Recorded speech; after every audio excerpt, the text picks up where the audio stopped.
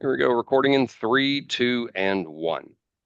Fellow golden retrievers, if you want to end your evening tied down to a bed being lorded over by someone in fishnets and dark lipstick, pop this playlist on the way back and forth to the restaurant.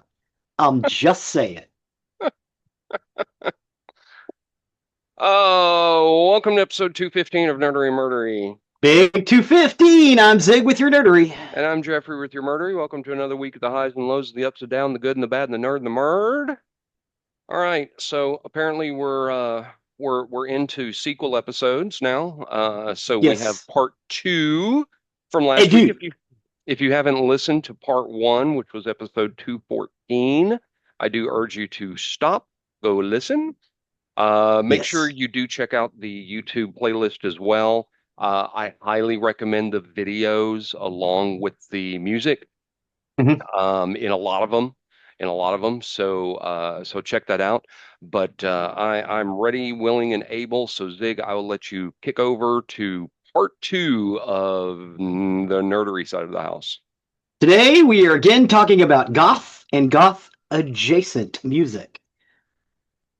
So Gothic rock typically deals with dark themes addressed through lyrics and music's atmosphere. The poetic sensibilities of the genre led Gothic rock lyrics to exhibit literary romanticism, morbidity, existentialism, religious symbolism, and supernatural mysticism. It's all woo-woo and ethereal to boil that down.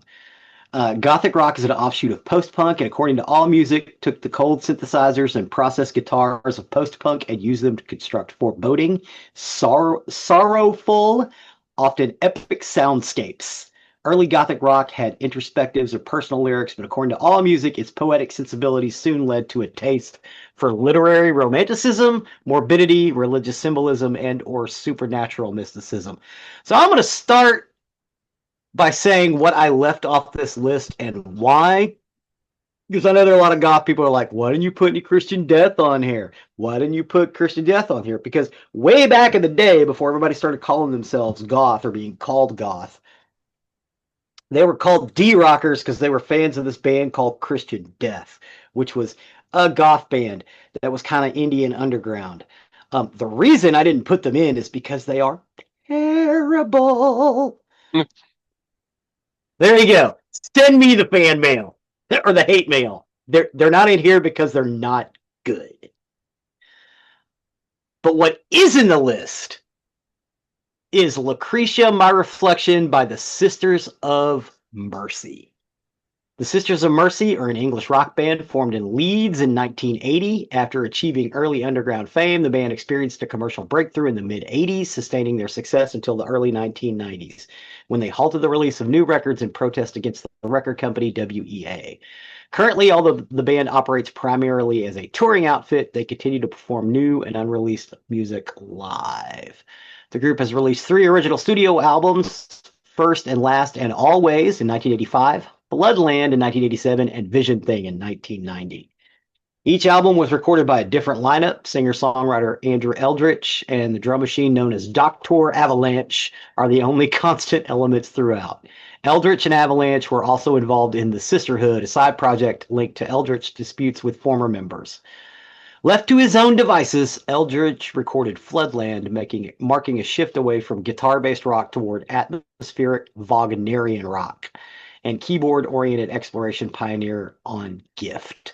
The album was produced by Eldritch and Larry Alexander and contributed contributions from Jim Steinman on two songs, one of which is This Corrosion. This Corrosion was a composition that Eldritch had already recorded, if not released, with the Sisterhood collaborations. Um, but we're not going to talk about that. We're going to talk about Lucretia, My Reflection, which was basically a song he wrote about his new member of the band, uh, uh, Patricia. Um, oh my God! And there, all of my notes went wrong. Hey, I can't, her name is not coming to my mind. She was a member of the Gun Club and the Bags, and she eventually went on to marry Dave Vanian of the Damned, and she was a member of the Damned Do for. you need another copy of your notes? No, I don't. I've got it. I've got it. Okay. I was jacking with them because I Oh, started out and doing, oh, let's do this corrosion. I'm like, no, let's do Lucretia, my reflection, and I fucked up the notes. So, it's okay. and her name will come to me before the end of the song. But what did you think about Lucretia, my reflection, and Sisters of Mercy? So I love Sisters of Mercy. This is a really good song. Uh huh. And as I got into the song, I was like, I would have really chosen Neverland over this one, because that's one I already have in my playlist. And then I Patricia got Morrison. Patricia Morris. Neverland is already in my playlist because I love Sisters of Mercy. Neverland's Um, on Floodland, right? It's yeah, it's also on Floodland. Yeah. yeah. But then I got farther into this song, and this becomes a great song. Uh huh. As the song goes on, it just gets better and better and better. Sisters of Mercy is good. Since I've been introduced to them, I listen to their stuff. I love their stuff.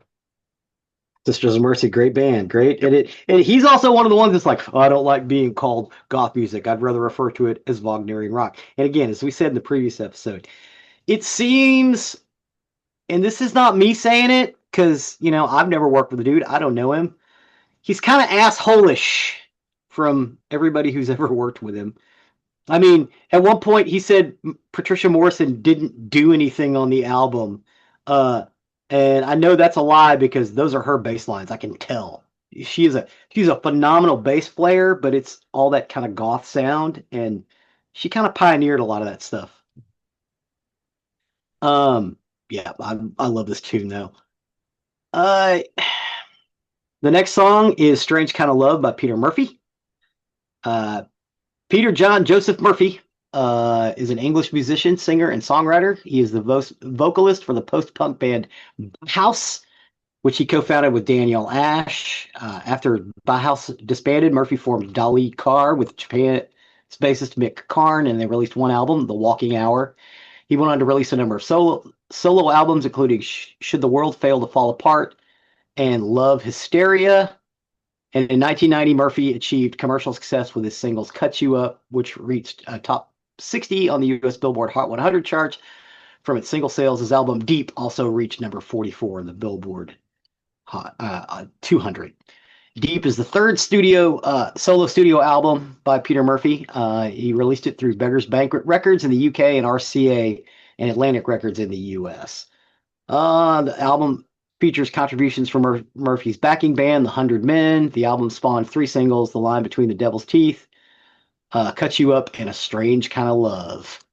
Um, it did not chart as high as Cut You Up, but in my opinion, it's way more gothy sounding because again, the idea that goth music is it's heartfelt and it's ethereal and it sets a mood and it's beautiful or haunting or both, and I think he kind of achieves that here. But according to him, he's not goth, even though all the goth kids had posters of him on their walls. What did you think about "Strange Kind of Love" by Peter Murphy? Strange kind Um, of love. he's got a great voice. His range is phenomenal. Mm-hmm. He's got a very haunting voice. I would have personally picked Cut You Up. As I go through this list and I'm kind of understanding it a little bit more, I do think Cut You Up is goth. I wasn't sure when I was kind of going through this. I would have picked Cut You Up because I think that is a phenomenal song.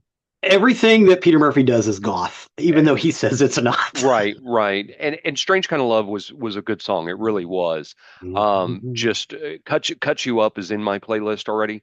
Um, I don't know on this one if I would add it or not. It's a good song, but I like Cut You Up so much. I don't know. But good choice. Thank you, thank you, thank you. I love me some Peter Murphy. Uh, the next song is "Grenadine" by Dreadlight. Dreadlight is a female alternative hard rock duo from Portland, Oregon. Songwriters Kendra Tolstad and Toria Beck met in high school and began collaborating musically at 14 and 16, respectively.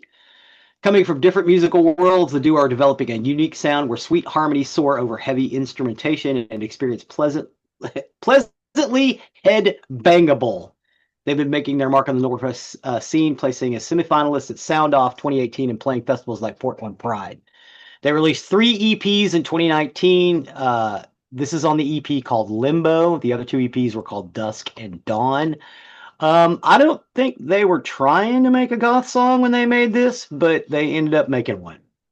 And the video, yeah, that's a goth video. I mean, it's got Little Red Riding Hood themes and werewolf themes, and you taste the blood and grenadine. Oh, and again, this is from 2019, so this is another one that's recent. As I've said, this genre continues to evolve.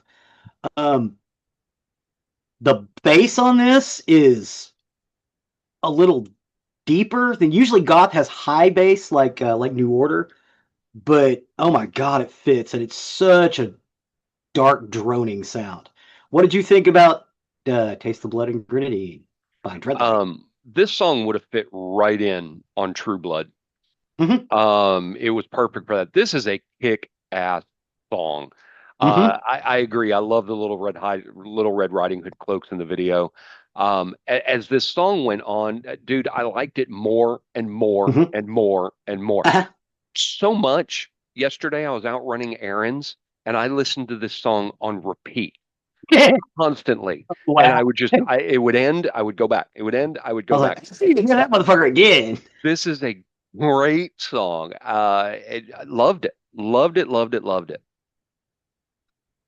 Yeah, this is one of the ones that was like, oh my god, yeah, I got to put this one in here. Because again, I don't think they were going for that goth sound, but god damn, they hit it. And again, it's more, as I said before, goth is basically like a suspension bridge. You got a tower over here that is hard, heavy guitar rock, and a tower over here that is mostly synth based and orchestral. Where they're perfect is where those two towers meet in the middle of the bridge. But this is more of the on the guitar side of it. The next song is Wait for the Blackout by The Damned. The Damned are an English rock band formed in London in 1976 by lead vocalist Dave Vanian, guitarist Brian James, bassist Caps, and later lead guitarist Captain Sensible, and drummer Rat Scabies. They were the first punk band in the United Kingdom to release a single, New Rose. Released as a studio album, Damn Damn Damned, and toured the United States. 9 of the band's singles charted on the UK singles charts. The band briefly dissolved after Music for Pleasure in 1977. The follow-up to their debut studio album was critically dismissed. They quickly reformed without Brian James and released Machine Gun Etiquette. And in the 1980s, they released 4 studio albums. The Black Album, which this song is off of, Strawberries, Phantasmagoria, and Anything. So, beginning with the Black Album, and more so in Strawberries and Phantasmagoria and Anything, they got into this goth sound with Spanish guitars. It is less prevalent on the Black Album,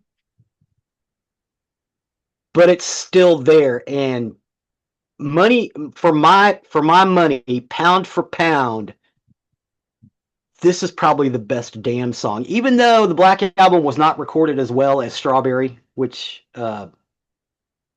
is amazing, or Phantasmagoria, which is definitely a goth album. Dave Vanian was dressing up like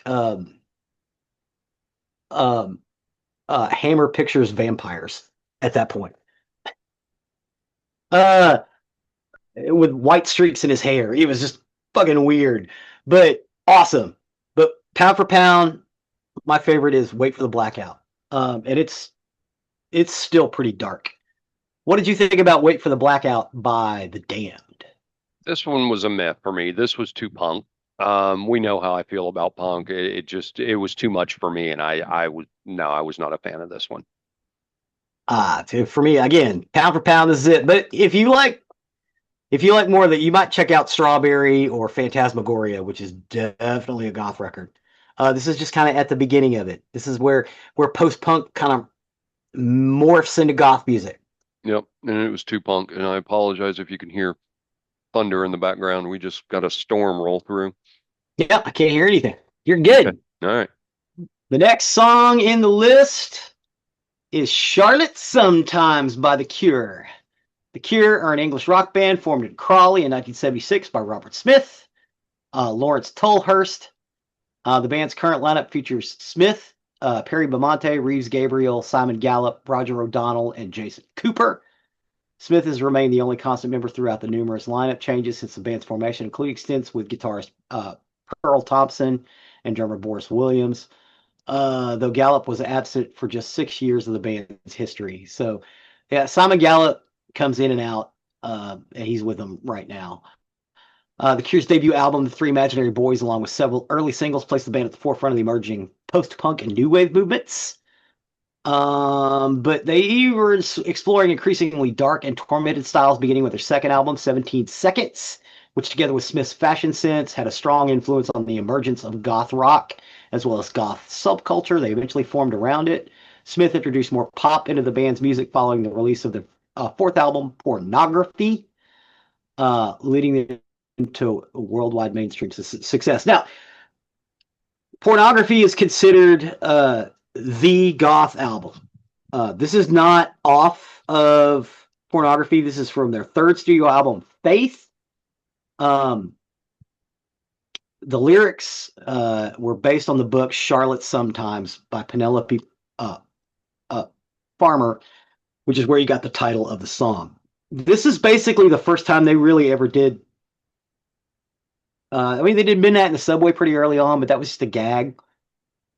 This is like when they decided they're going to do dark and foreboding music, because it wasn't called goth at the time. This is the first time they did that, was in Charlotte Sometimes. And it's great because they film it in this old castle, which they also used for parts of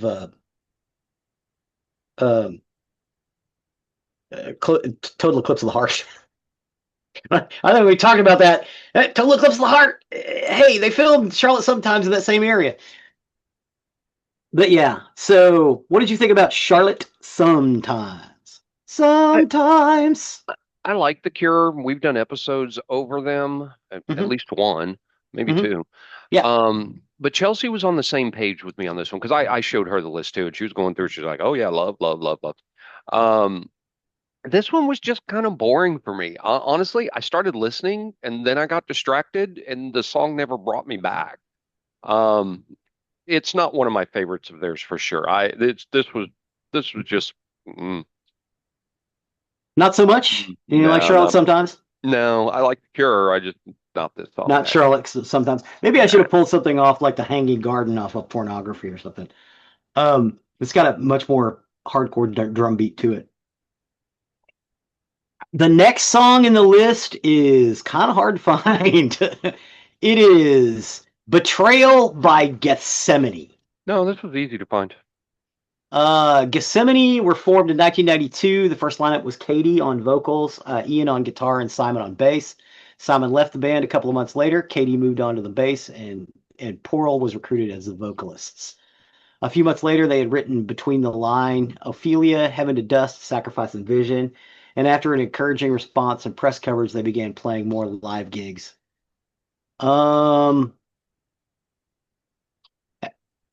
Supporting bands such as The Sins of Flesh, Rosetta Stones, Every New Dead Ghost, and by the time they'd released their first demo tape, Dark Hour, which sold beyond their expectations, received good reviews and was distributed all over Europe by Nightbreed Records.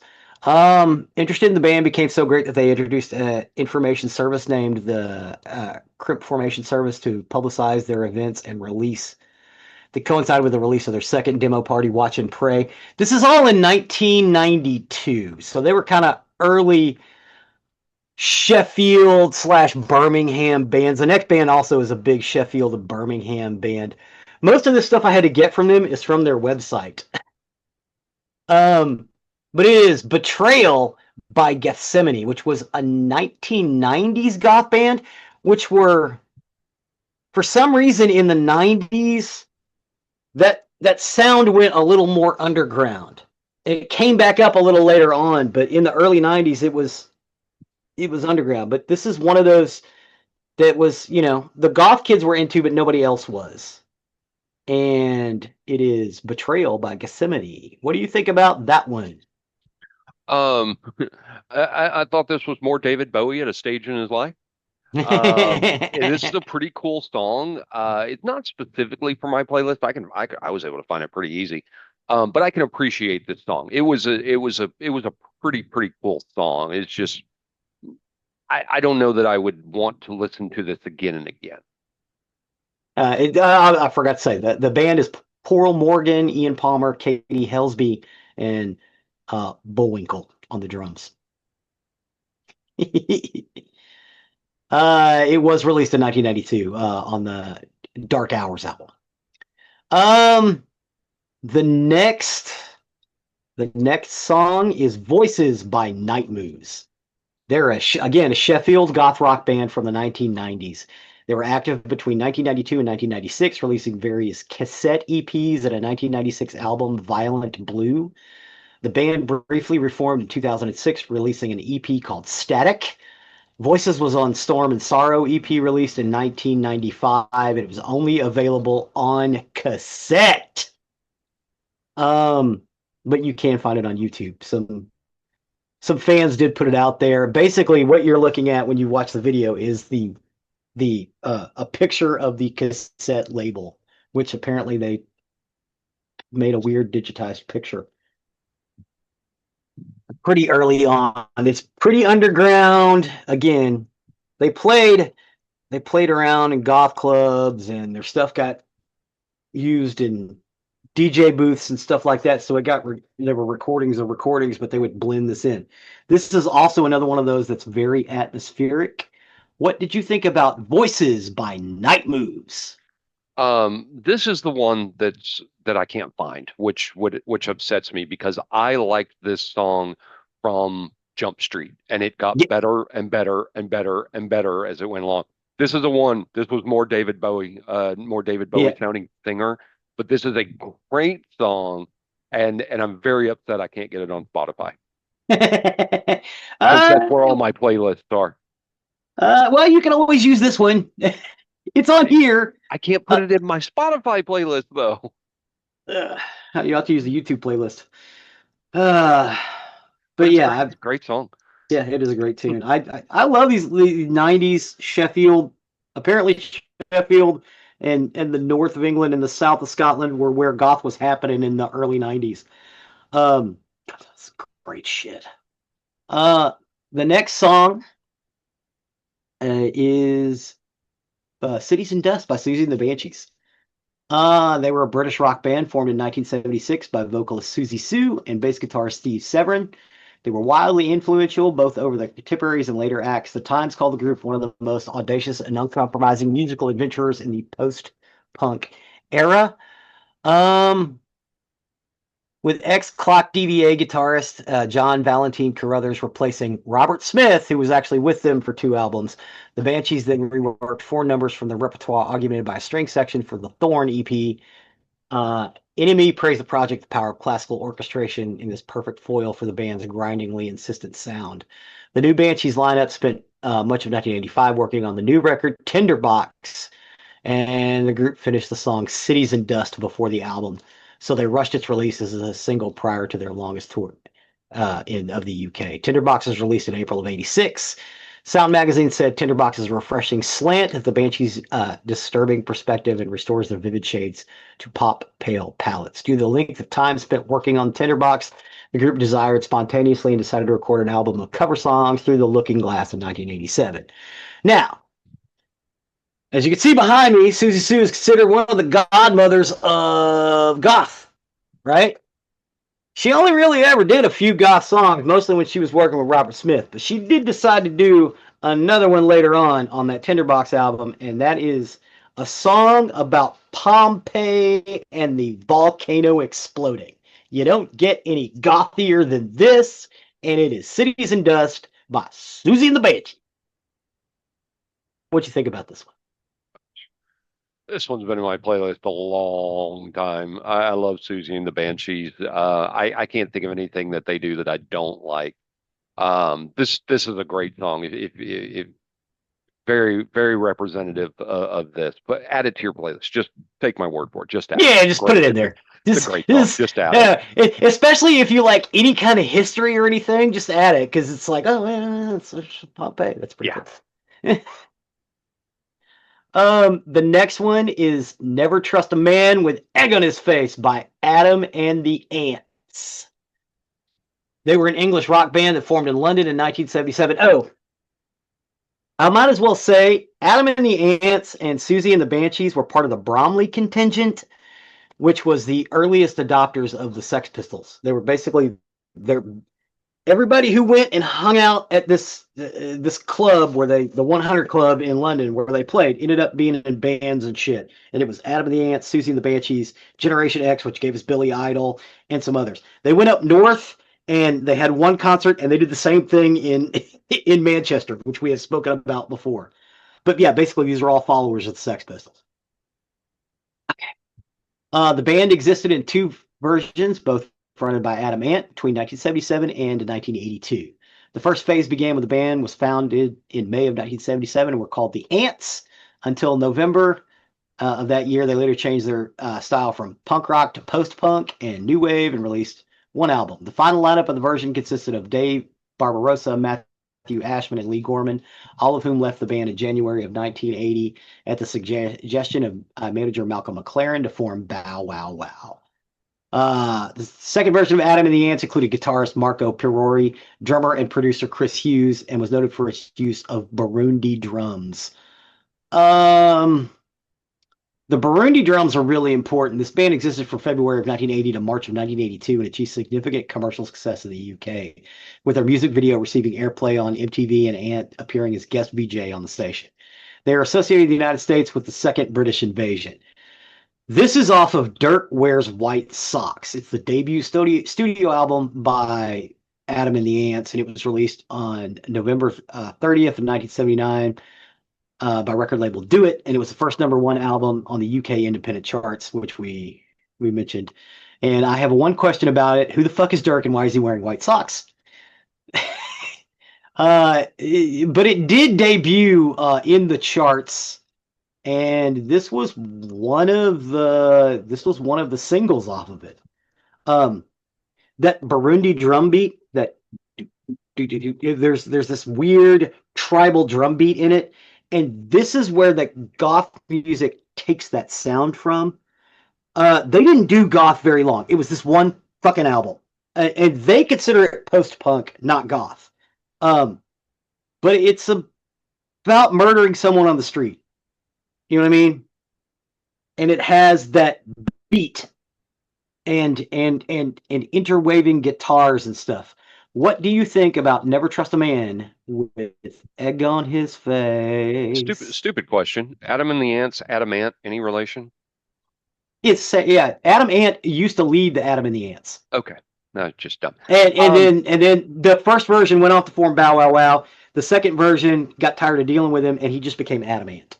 Gotcha. Okay.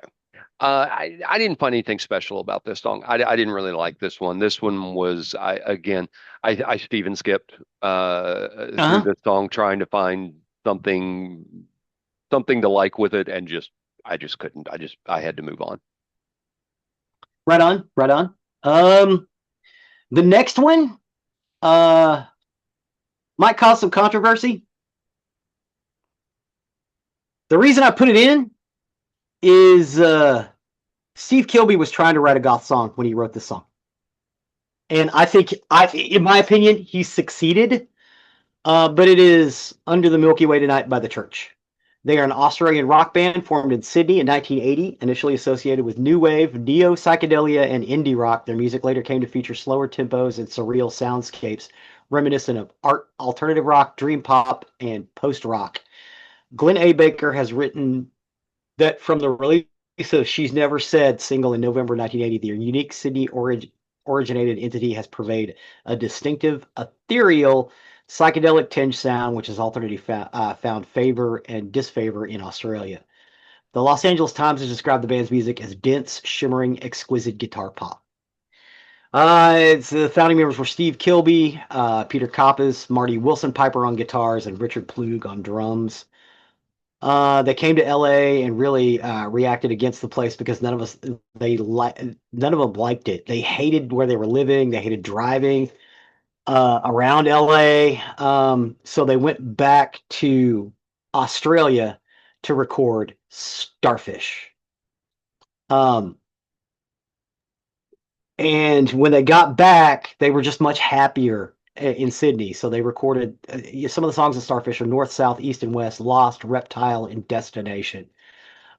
Destination being a little more gothy, but it was released in April of 1988. As I said, Steve Kilbey was trying to basically write a goth song when he wrote this, and they did not expect it to go mainstream. They actually figured Destination would be the big hit in the UK, in the US and the UK, not um, Under the Milky Way Tonight. So they quickly made a video for it when it started charting. So you got the song before you got the video because they weren't intending to send it out as a single, but K Rock in LA had been touting their previous album, which they basically recorded there. So when they got Starfish in, they popped that song on there and it took off. And it played on the indie stations. It played on the fucking pop stations. But it's this ethereal sound, right? So again, we've talked about this. We've got the two pillars of the bridge, right? Right. You've got this ethereal sound over here. You got this heavy guitar sound over here. And in the middle where they meet, you get Under the Milky Way Tonight. What do you think about this? You know what? I know what you think about this. This one's been in my It's playlist. stolen virtues. This has been in my playlist for a very long time. As you said, this hit the pop stations in the 80s. I was very familiar with this song. It's a great song. I keep meaning to remember to try this one at karaoke. All the notes are within my range. Yes, yes, they are. Which reminds me, I kept meaning to tell you, the last karaoke we had at the club last week before, I can't remember which.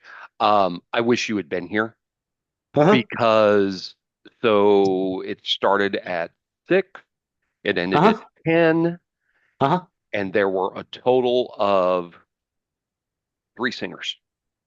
What? Myself Dude. and myself and 2 other ladies. The 2 ladies each did 1 song. I sang the rest of the night. I was singing all night long.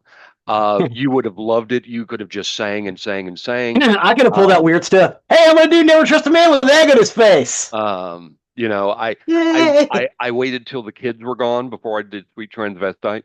But yeah, I sang all night, and it was funny. One of the guys I golf with, he was talking to me later. He goes, "Dude, I was sitting there with my back to the bar, and I was like, good Lord, who's singing? Oh my God, that's Jeffrey singing." And it was fun. You'd have loved it, like I said, because you could have just sang all night long, and that's all night long. Doing. But this song is great. I really want to try doing this one on my own. Under the Milky Way is a great haunting song, and this is like Cities in the Dust. Just go add it to your playlist. Don't hesitate. Don't wait. Just go at it. It's a great song. Oh, hey, and while you're at it, check out Destination too. Just do yourself a favor. But yeah, that is it for goth and goth adjacent songs. Well, my final verdict, it was a great choice of a music genre. As I said, I think in the last episode, I didn't realize that I liked goth music. I wasn't expecting this. I thought it was all very dark and brooding, but it's not all. This music is pretty fucking great. I added a bunch of them into my playlist if I didn't already have them. There was only a very small number in the list that I didn't care for. So nice work. Nice work. Yeah, well, and again, there's going to be people saying, well, you should have put some Christian death. You know what? Christian death are not very good. They never have been. They were all style, no substance. And I was looking for substance. And I was also looking for places where this music crossed into the mainstream and people didn't realize what it was. It's like that. It's like the punk and punkabilly. It's like when I say punk rock, I'm not talking about the Sex Pistols. I'm talking about Reverend Horton Heat and the Descendants and stuff like that. And to me, it's a wide genre, and it got a bad rap, just like goth does. I think goth music has a bad rap, Agreed. because I agree now. they're easy to point at and go, look at those freaks over there, and they're easy to sensationalize. And Which is exactly what I thought going into this. That's journalists by their exactly what I very was. nature are lazy people. Um, Dad joke warning. You wanted substance. Why not just go pick up New Order? Ha Yeah. ha ha ha ha. Um, I got you to giggle. Dad joke warning. Dad joke warning. Um, um, we do have an episode over that. Go back, listen to it. New Order, Yeah. substance. Anyway, Yes. Did we yeah, actually do Substance? Did we do all of Substance? We I don't should do know. Substance. I You know don't what? I think should do so. both of them. I should do Joy Division Substance and New Order Substance. Sure, sure. Yeah. Why not? I'll listen to both of them. Um, yeah, I agree. I had the same thought about goth music. Again, I did not expect to like this music. Some of these, Susie and the Banshees, the Church, I didn't even know was goth. So that's part of it. I didn't realize they were. But as I listened to some of them, it's just like, wow, these are really cool. I like this stuff. Dread like Grenadine, over and over and Mm-hmm. I was out running errands for 3 hours yesterday and listened to that song on repeat For because 3 hours? Damn. yeah, You did because like that I song. really, really, really, really, really like that song a lot. Um, but yeah, go out, listen to this. Watch the videos with it. Check Mm-hmm. out the YouTube playlist. Definite watch along with it, but listen to these for yourself. Let us know what you think about these. Give us comment. Let us know other genres you're interested in. Mm-hmm. Zig loves doing these playlists. I Mm-hmm. love critiquing them. Um, go out, give it a shot and tell us what you think. But I appreciate it. Thank you for your work on that one. Thank you. With that, we will step over to the murdery side of the house. Murder. So today I got my information off Medium, Wikipedia, and the Innocence Project, and this is the story of Todd Willingham. Todd Willingham. As I had mentioned in our last episode, there's going to be an argument here at the end. I guarantee it. I do have a point to get across before we step into the argument. Um, but we had done an episode a few weeks back where we hotly debated the merits of the death penalty. One of the points that Zig had in that argument is not only is it a deterrent or not, but what about the innocent people that are put to death? What are the consequences of the people that had this person put to death? So, forewarning, that story is possibly about an Mm-hmm. innocent person. Mm-hmm. Let you decide for yourself, but let me jump into it.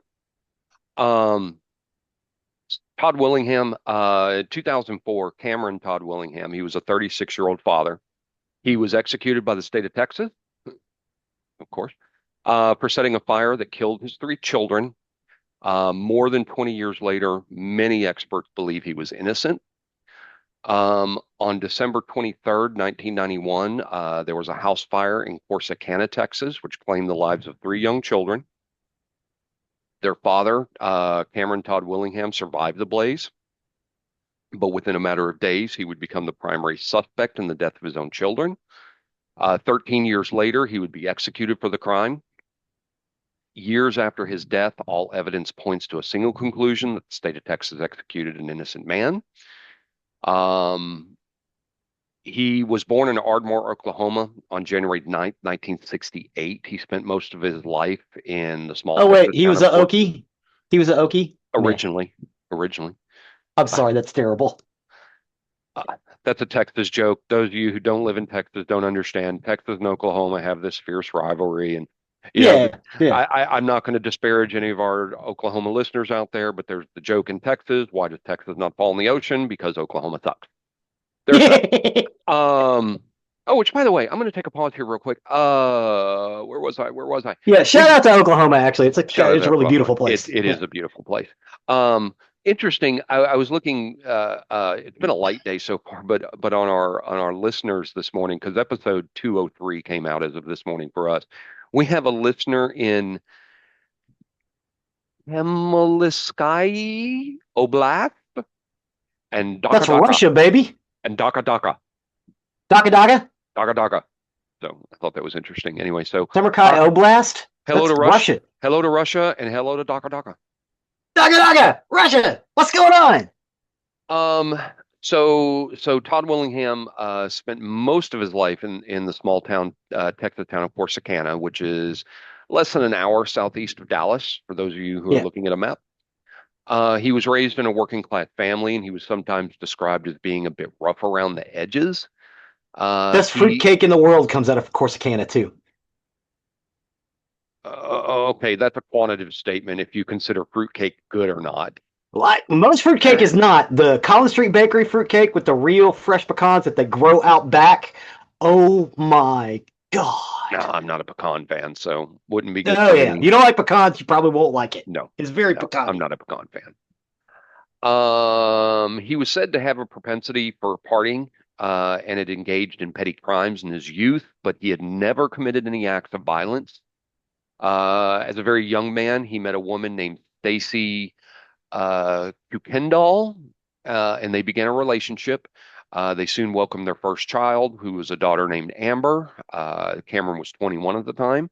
A year later, they had twin girls named Carmen and Cameron. And in the fall of 1991, Cameron and Stacy married.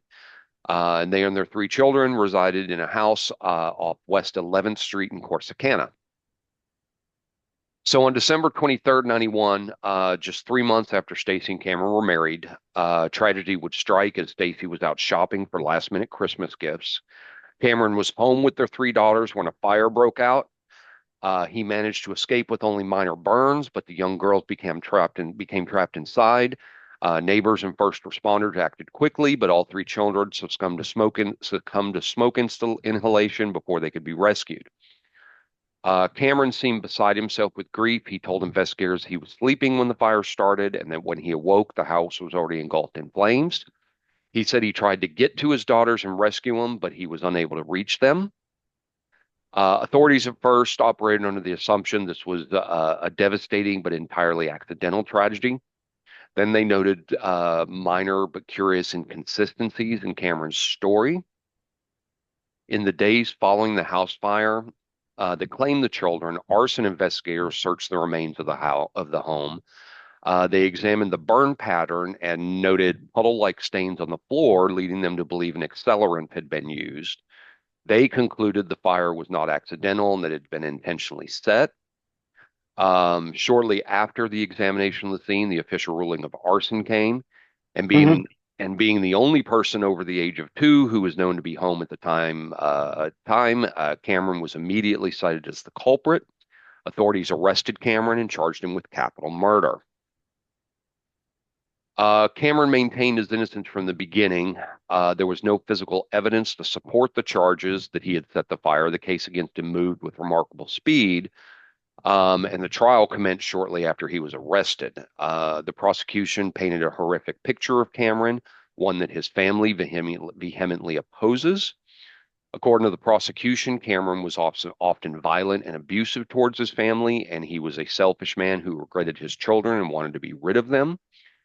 The prosecution relied on the findings of the arson investigator, but also used key witnesses, including Johnny Webb, who was an inmate who had been in jail with Cameron. According to Webb, Cameron had confessed to starting the fire. His testimony claimed that Cameron had started the fire to conceal severe injuries or the death of one of the children.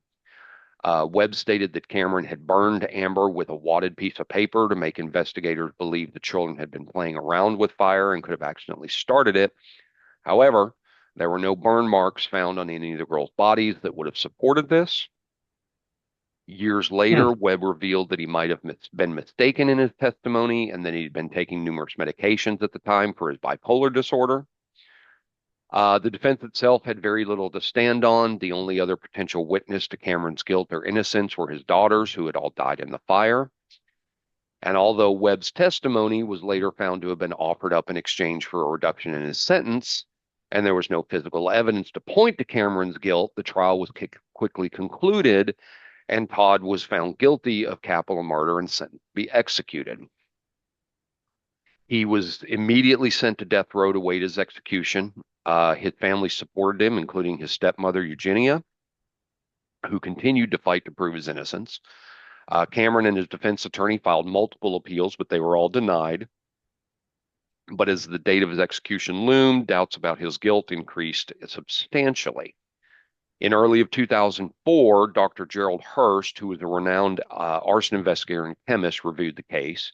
His conclusion called the results of the initial investigation into question. And according to Dr. Hurst, the methods used in the original investigation were outdated and have since been discredited. Dr. Hurst maintained that these discredited means of arson investigation are unreliable and believed the fire could have easily been accidental.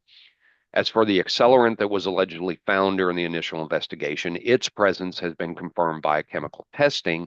However, it was only verified by chemical analysis on the front porch, and the Willinghams had a charcoal grill on their porch, which could easily explain why traces of accelerant were found there. Yeah, Dr. Hurt, go ahead. yeah. You're using lighter fluid to light the charcoal. Mm-hmm. It gets on the ground. Yes. Dr. Hurst was convinced that the fire could not be ruled arson with any degree of certainty. He compiled his findings into a report, which was then brought to the Texas Board of Pardons and Paroles, and then to the desk of then Governor Rick Perry. Governor Goodhair. Governor Dickhead. I'm sorry, no politics here. Despite the findings. Well, okay, I can't say that we don't have nice names for any of our governors, even the ones we like. We all make fun of them. No, Our current governor is called Hot Wheels. Our last governor was called Governor Goodhair. Yeah. Before then, it was Prince George, and before that, it was Anna Banana. Yeah, Lan Richards. Yeah, we make fun of our governors here, and it like somebody got into trouble for calling Abbott Hot Wheels. I'm like, dude, that's the nice name. The mean name is way worse. Oh, I know. The majority, the state capital of Texas is Austin, and that's where the government seat is. And the majority of the citizens of Austin hate our governor, which is so wild that that's where he resides because the majority hate him. Anyway, despite the findings of one of the top experts in the field, the state of Texas did not budge. On February 17th, 2004, Cameron Todd Willingham was executed by lethal injection at the Texas State Penitentiary. He was 36 years old. He never once changed his story that he did not start the fire and he did not kill his children. And then in December of 2004, several months late, 10 months after he was executed, the Chicago Tribune published an article on the case providing a comprehensive analysis that brought public attention and increased scrutiny. In 2009, an article published in the New Yorker asserted that recent advances in arson investigation analysis from experts pointed to Cameron's innocence. In 2011, there was a documentary entitled Incendiary, the Willingham Case, which spanned the speculation even further. As more people learned about the case, more people came to believe that Texas had executed an innocent man and a grieving father. The case became bigger than Cameron's story alone. It became a symbol of the deeply flawed nature of the American justice system and, by proxy, the ethical implications of capital punishment. In 2018, a biographical drama entitled Trial by Fire premiered, and the film tells Cameron's story through the lens of terrible pun. Oh, okay, that is a pun in terrible taste. Please continue. Yes.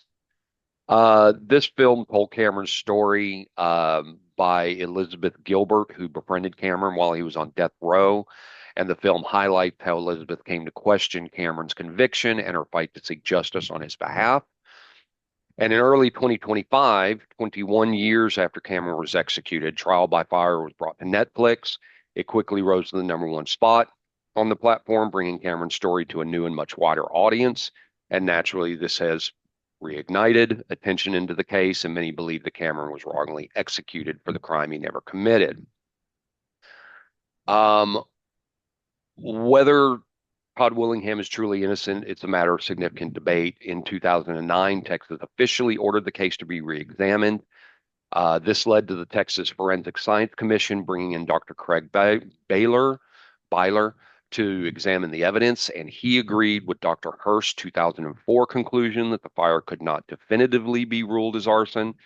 The original prosecutor of Cameron's case in the city of Corsicana released statements in response to this, and both maintained their position that Cameron was guilty.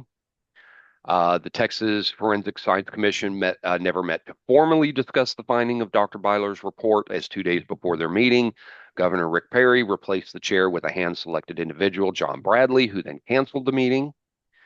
There have been numerous other articles and reports in the years following Cameron's execution that also point to him being innocent, and still there are some, including his ex-wife Stacy, who believe Cameron was guilty as charged.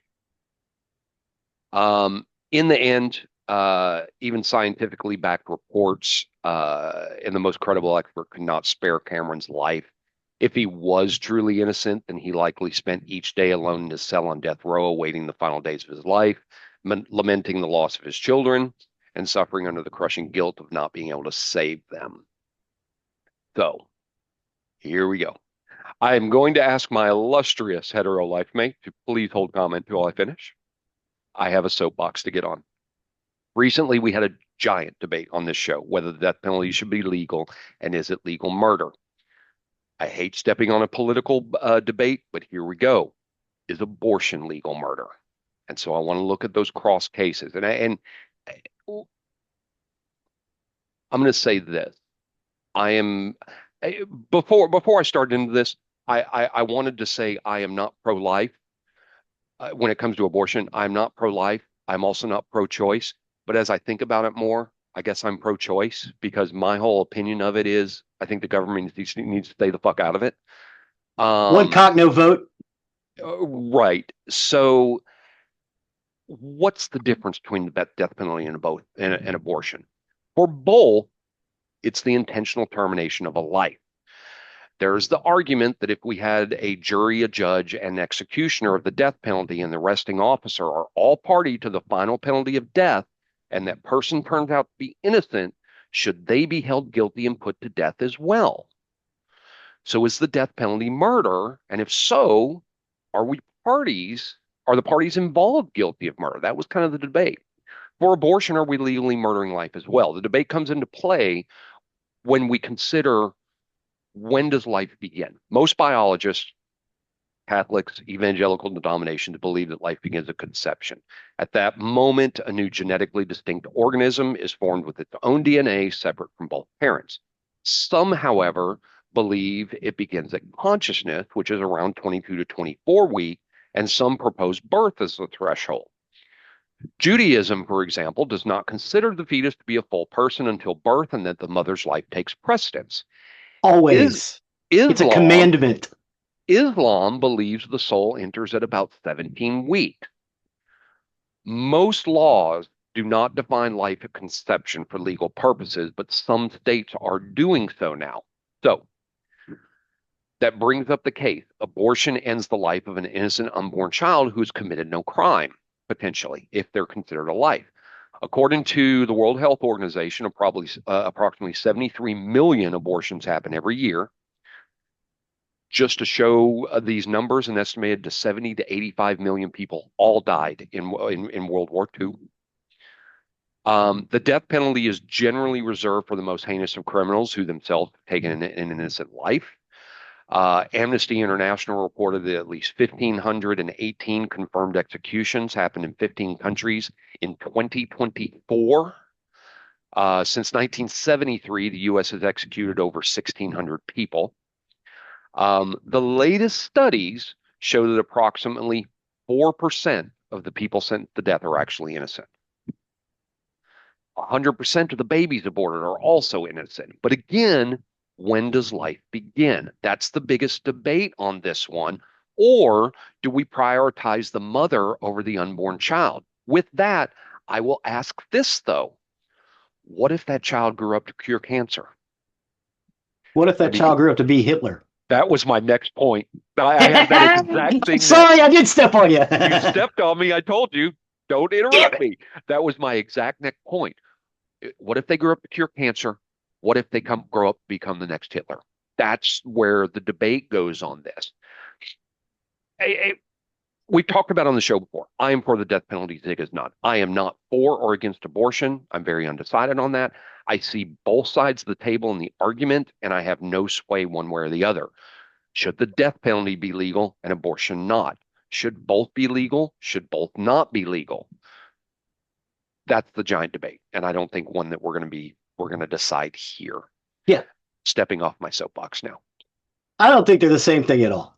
I really don't, because that child cannot. That is not a child. That is a clump of cells. Until that child can stand up and walk and breathe, it is not considered a citizen of the United States. Citizenship starts at birth, legally, because you can't be charged for child support until the day that child is born. Legally. Legally, but Legally. but ethically, is Ethically, birth the only ethically, time it's allowed? the ethically the ethically the mother's life, or the mother's uh, need to carry on supersedes that clump of cells, because that clump of cells can't can't do anything. It's not a person, and it in 6 months, or in 2 months, it might self abort itself anyway. In most cases, most pregnancies end in a self abortion anyway, scientifically speaking. On the opposite side of the equation, you say that those clump of cells can't do anything. Those clump of cells do have the ability to nourish. It's not necessarily eat from the mouth, but they have the ability to take in nourishment. It has its own DNA. It develops brain waves. It develops a heartbeat. So the debate goes, why is that not life? Why is birth the where life begins? And that's where the debate is. And like I said, Well, okay, I am not and on one again, side or the other. yeah, again, ethically speaking, you can take your ethics and, no offense, but stick them where the sun don't shine. Legally speaking, that is not a person. The person that was executed wrongly is a citizen of the United States. So I would like to Well, discuss no, no, it. no, no, no, no, no. You can't say that because executions happen all over the world. It's Exactly. not just U.S. citizens. Yeah, yeah, Sorry. yeah, yeah, okay. We are specifically talking about executions in the United States, and Yes, we specifically were. in this case, Texas. Yeah, yeah, it was. Um, It was. we robbed that dude. If nothing else, that dude was robbed of his civil liberties. Potentially. Civil liberties. If he's innocent, yeah, potentially we did. It Absolutely. doesn't matter that there was not enough evidence to convict him properly. They had to force a confession out of him, and more than likely, sorry, I'm rubbing this thing on No, my they nose. didn't force a It's confession out of finally him. making the thing on my No, no, nose no, no, go no, no, away. no, no. He didn't. They didn't force a confession out of him. He never Oh, I confessed. thought you said they forced a confession out of him. His cellmate said he confessed. Oh, okay, all right, I'm with you now. The police never, the investigators never got a confession of him. He never gave an So I didn't official start that fucking confession. fire. Yeah. No, Well, I he mean, maintained his it innocence his is whole life. is it possible he could have accidentally started the fire? Well, Hell, he may not even know. that was one debate. That was one debate that he could have accidentally started the fire. And again, hell, he might not even have known that he started the fucking fire. And I Correct. just looked up, I went on Google Maps and looked at that neighborhood, West Hmm. 11th. Those are all 1930s and 1940s stick built houses. Hmm. Hmm. I would be willing to bet there's probably gas dearborn heaters, Could be. especially when this went down, because I had them in my house, built in the 1940s. Um, it was Christmas time. Yeah, Christmas time. I bet them heaters are running.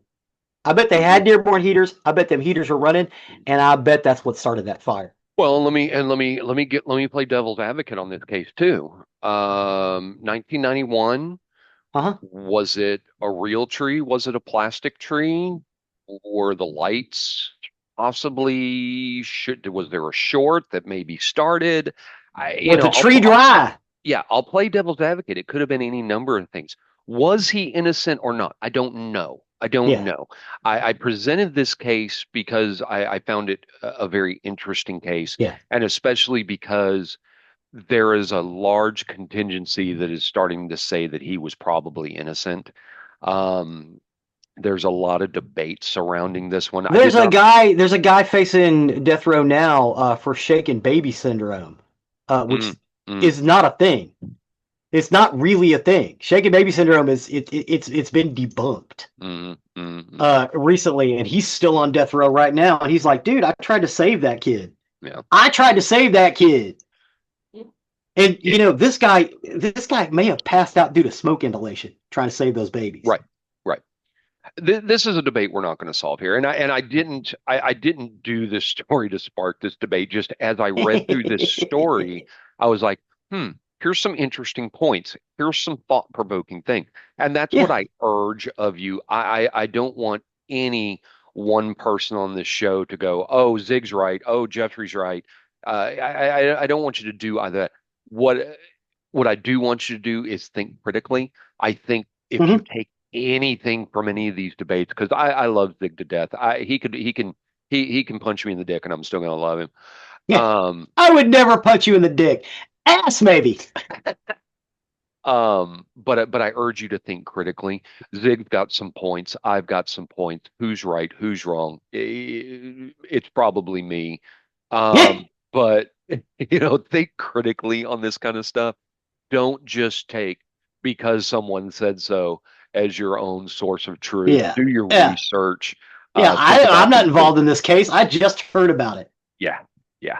So, I would definitely say though, if we have decided to put people to death in the state of Texas, we're gonna talk about the state of Texas. That's where we are. You and I both, even though we're 1,000 miles apart, yeah, we're still in the state it's of only Texas. 500. 500. Sorry. Okay. Um, we better be damn sure that we are correct about it. I agree on that. I absolutely agree on that. We need And to be, if there is an actual question on it, like in this case, they had several experts go, "Hey, maybe we should put a stay on this." We should automatically have stay on it and just go, "Wait, and so you everything have to, and, stops." and so you have to define that too. What is Yeah. that questionable piece of evidence? Because the whole letter of the law, in order to convict somebody in a criminal trial, regardless of the crime, to Mm-hmm. convict somebody in a criminal trial, the prosecution has to prove beyond a reasonable doubt that the person is guilty. Versus a civil trial, Mm-hmm. teaching law here, a civil trial, you only have to prove beyond a preponderance of guilt, Yes. which is a lot lesser amount that you have to prove according to the law to a jury. So Well, so and man, juries in Corsicana, Texas. All right, I'm about to get some more hate mail. No offense. But out in the middle of Texas, and Corsicana less so now, but in the 1990s, some of these small towns, let's just say their education was based around football. And there are generations of these people who grow up that are dumb as shit. Zig's email can be found at zig@nerderymurdery.com. You wish to send him the hate mail, please do. I love all of our listeners. I don't care where you live or your level of education. I love all of you. Zig again is zig@nerderymurdery.com. His phone number is no. So anyway, that's the end of my story for this week. That's the story Thank of you. Hot Thank you for that. Willingham. I appreciate that, sir. You're welcome. That will take us to the end of another recording week. Love or hate us, you can find us at nerderymurdery.com. That's our hub. That's our everything that we talk about. You'll find links to this episode, pictures of this episode, as well as the link to our YouTube page, which Zig so often updates, and you can find the playlist of every music episode we do. Yes, please go and check these two out specifically. I think you guys will really enjoy them. I would have to agree on that. You can also find the link to our merchandise page, or if you wish to show off your nerdery murdery fandom, please do consider purchasing something from there. You'll also find the link to our Patreon. Our patrons, along with our purchasers of merchandise, do help that are with the costs that are associated with this show. It helps us, helps others find our podcasts that are looking for the information that we discussed. We appreciate each and every one of you. Please and thank you. Please and thank you.